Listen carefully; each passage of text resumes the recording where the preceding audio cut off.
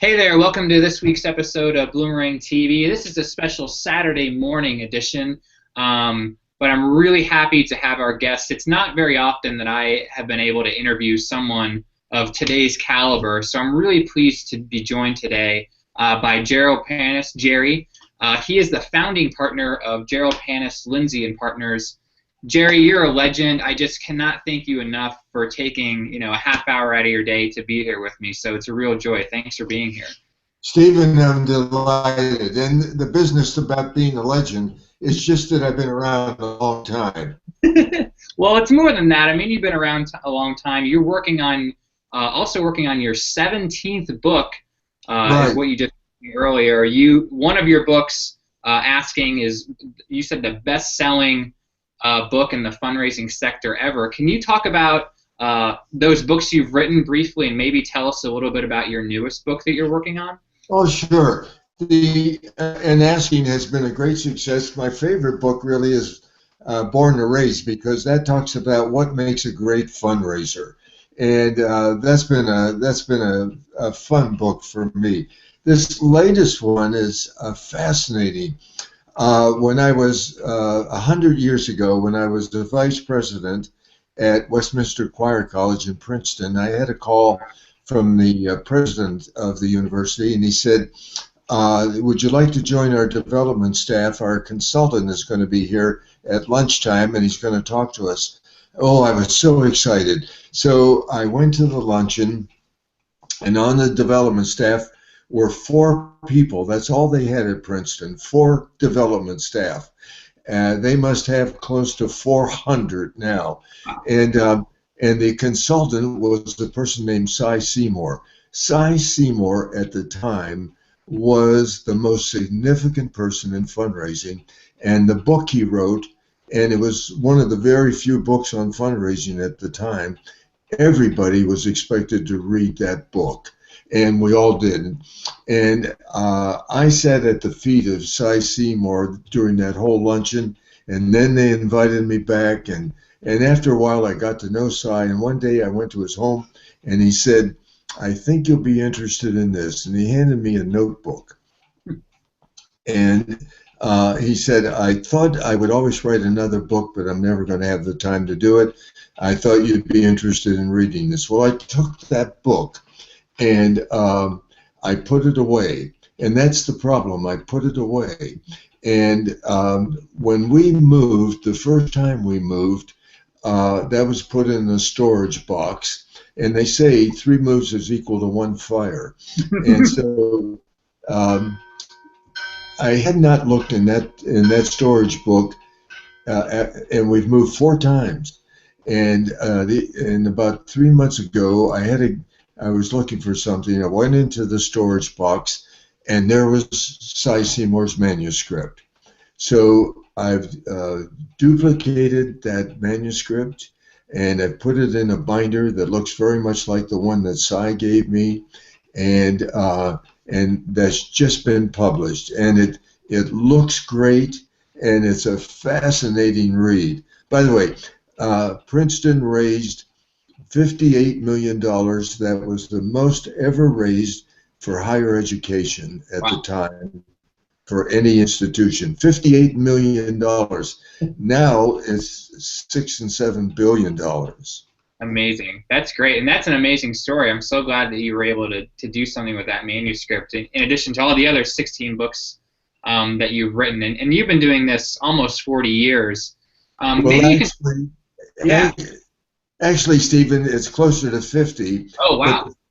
But the first 10 years, I didn't learn anything because I knew everything. It was only after that I started learning what fundraising was all about. Can you talk about what you have learned? I mean, what has changed in these 50 years of fundraising? Are the tenets still the same things that are important, or are there new things that you've learned? Yeah.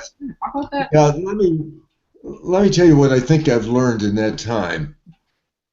First of all, I learned that people don't want to give money away. They don't wake up in the morning and say, this is a great morning, I think I'll give money away. They want to give to organizations that are doing heroic, exciting, important work. And so the role of the organization is to make certain they let their donors know that the service they perform is exciting and produces results. And we're finding now that these folks who make gifts, they don't call them donations anymore. They call them investments. Hmm. And when you make an investment, you want a return. And donors now want to know, what is the return on my gift? What am I getting for the gift that I made? So that's one important thing that I've learned. And then the the role really of the fundraiser is fairly simple. Their job is to make sure that people understand the institution and its mission. And donors want to know what you do, how you do it, and why you do it. And so you have to explain that. And donors want to know, why should I give to this institution? Why should I give now? And why me?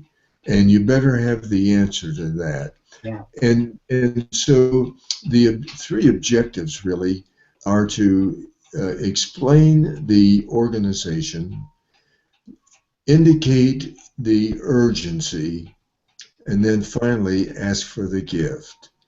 And what we know, Stephen, is that your investors, your donors, want to make certain that the project is relevant, that there's a sense of urgency. If we don't have the funds now, Mhm. and you have to indicate why the funds are absolutely necessary now, because donors have all kinds of other things that they can give to. Right. And the project has to have dramatic and emotional appeal. And so and the greatest of those three, relevancy, urgency, and dramatic appeal, the greatest is urgency. It's got to be urgent. And then I think something that has caught our attention now, and I talk about it everywhere I go, and it's something you folks are quite aware of, and that's attrition. Mhm. And we say attrition is your enemy. And when I talk to a group, and there may be 80 in the group, and I say, how many know what their attrition is? And I may get one or two hands, no more than that. The other day, I got one hand. This was fascinating. And he said, our attrition is about 35%. I said, I don't think so. That would be very good. Yeah, that's really good. And yeah, the next day at the seminar, he said, I made a terrible mistake and we got to do something about it. It's closer to 80%. Wow. Well, 80% is serious. They're in trouble. Is that correct? Absolutely. Big trouble. Yeah. So I say to my clients, and everywhere I go, attrition is your enemy, and it's something that you need to measure on a monthly basis and see how you're doing. Um, there really aren't many new things in fundraising, surprisingly. We used to talk about the 80-20 rule. 80% of the money comes from 20% of the gifts. And now, about 7 or 8 years ago, we were seeing that it was closer to 90% comes from 10% of the donors, and now in every major campaign, Stephen, it's closer to 95, 96% comes from 2 to 3% of the donors. So the emphasis on major gifts is so significant, and every organization needs to focus on that. The the role of the fundraiser hasn't changed. Uh, their job is to get the largest gift possible in the shortest amount of time to the greatest joy of the donor. And they need to focus on that. And then something else that we emphasize, I call it the boy rule, Hmm. BOY, because of you. And I want organizations to be able to say, Stephen, we couldn't do this without you. Because of you, and then talk about what they've been able to do because of you. I love it. And there isn't enough of that is Yeah. taking place. Why do So you that think that is? Why do you? I mean, that seems like such a simple concept, but why do so few nonprofits do that? You think? one of the jobs we have is to get development directors. I'm not being critical, but it's an observation. One of the greatest jobs we have is to get development directors out of the office making calls and contacts. Yeah. And I think if I had my choice, I wouldn't give them any offices. What typically happens, and I can see how this happens. They get to the office, they get comfortable, they look at their emails. That could take 45 minutes. Then somebody comes in and they have coffee, and then they get a call from the boss, and so he runs to the boss, and Right. pretty soon lunchtime, Right. and nothing has happened. And so getting people out of the office becomes really very important. Do you think it's easier or harder to be a fundraiser? Is it easier now in 2015 versus 1965, or is it harder? And if so, why? That's a great question. I've never been asked that question.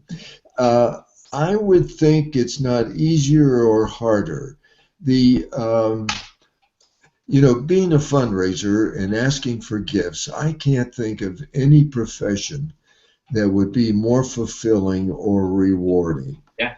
And you know that when you ask a person for a gift, it is like a boomerang. It not only the gift not only serves the organization, it's fulfilling for the person who's asked for the gift, but the gift also serves everybody who is under the umbrella of the organization. I think it's neither harder nor easier. I believe that now fundraisers are expected to do more of the asking. And in a way, I think that's kind of sad because we lose the great impact of having a volunteer or a board member go with a staff member to make the call. When a board member goes with a staff member, I call that a magic partnership. It is you simply you can't lose. You know that you're going to get a gift. If you get the appointment, and what I've found, Stephen, is getting the appointment is harder than getting the gift. Right. If you get the appointment, you're 85% on your way to getting the gift. Yeah, I completely agree. That's very cool. Well, Jerry, I don't want to keep you too much longer. I got one last question for you. If you were to talk to maybe a 25-year-old fundraiser, maybe someone who thinks they know everything, or maybe not, someone who's new to the profession, what is one piece of advice you would give to that person that maybe you wish someone had given you when you were getting your start as a fundraiser? I think when I did the book called Born to Raise, which is all about what makes a great fundraiser, what I found is that experience, having 17 years in the business, is not important because some people have 17 times their first year's experience. Right. A 25-year older can be, I would say, you can be very effective. And people like a young person who has passion for the organization. And so I would say, I want you to fall in love head over heels for your organization. And if you don't have that, you're either in the wrong profession or the wrong organization. Yep. So I would ask for passion, willingness to work hard in long hours, a hunger to win. I love young people who feel that coming in second sucks. And I want them to feel that they want to be a winner. So I would say passion, willing to work hard, willing to grow and to learn, and also to understand we're in the business of relationships. It really, Stephen, it's really more an art than a science.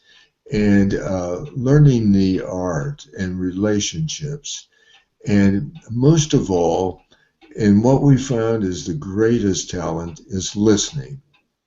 And if you can, and I talk about listening a gift, and that you should listen 75% of the time and talk 25% of the time. You will be successful.